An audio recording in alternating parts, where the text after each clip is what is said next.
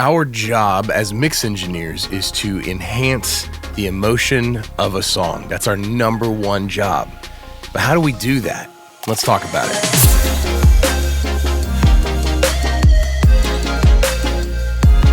Hey everyone, I'm Cole Caparoon. Thank you for stopping by for another video. If I sound wildly different, it's because I had the worst food poisoning of my life 4 days ago and completely lost my voice. Couldn't even talk just a couple days ago.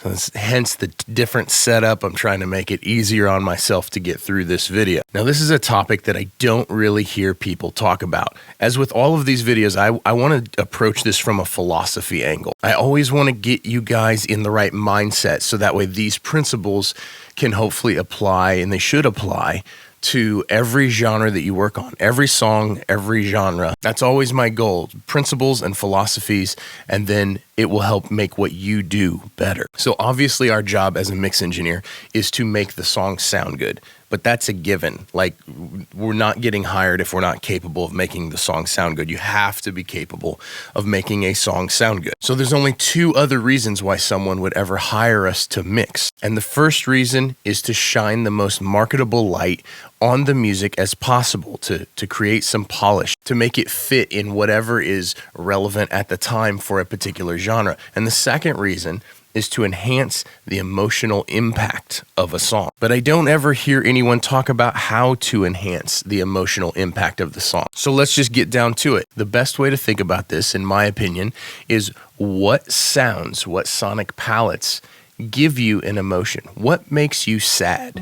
What sounds makes something sound sad? That's a tongue twister. Well, usually it is stuff sounding drier, stuff sounding more intimate, stuff sounding closer, less room things going on, less to distract you from the content, from the lyric. So typically a sad sounding thing is something that is kind of dry, kind of close, kind of intimate, kind of small feeling, kind of like you're right in the song with someone, like you're right in the song with the singer telling you the story. Usually it's kind of smooth or warm sounding. There's not going to be a bunch of sizzle. It doesn't have a bunch of saturation on it. Warm and smooth and close and intimate. That's what makes something sound sad. Now, of course, this is art, and so art is subjective, which means all of these things are completely open to interpretation.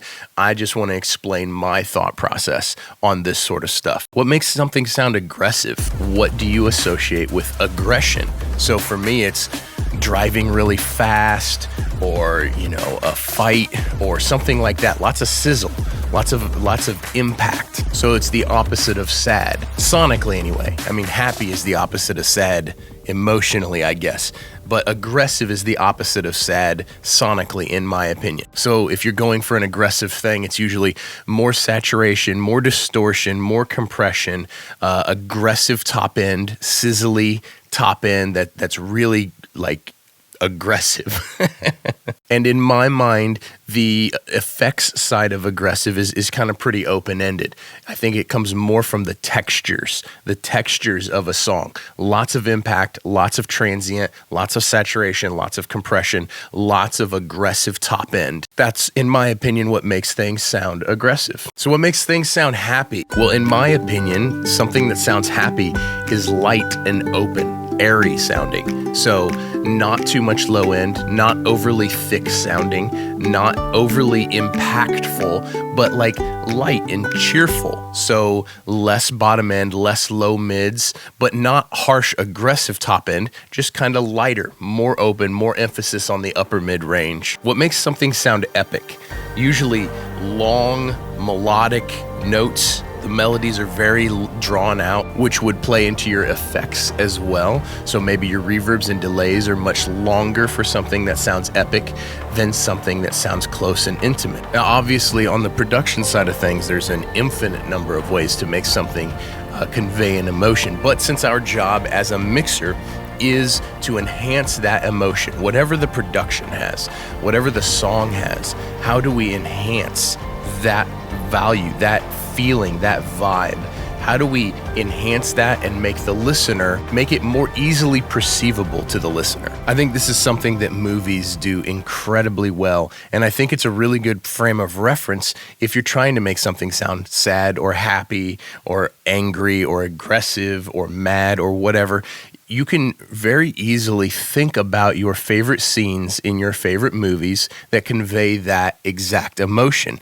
And then just close your eyes and imagine the sounds from those scenes, because we have to take the visual component out of this. We have to convey these emotions without the visual component. But a lot of good movies, the great movies, do this extremely well, where the sound design and the audio mixers do a really good job of enhancing the emotion of a particular scene in a movie. And personally, that's where I draw a lot of inspiration from. If I'm mixing a song that needs to be sad or somber or something like that, I will close my eyes and imagine a scene in which this movie, aka the song, takes place.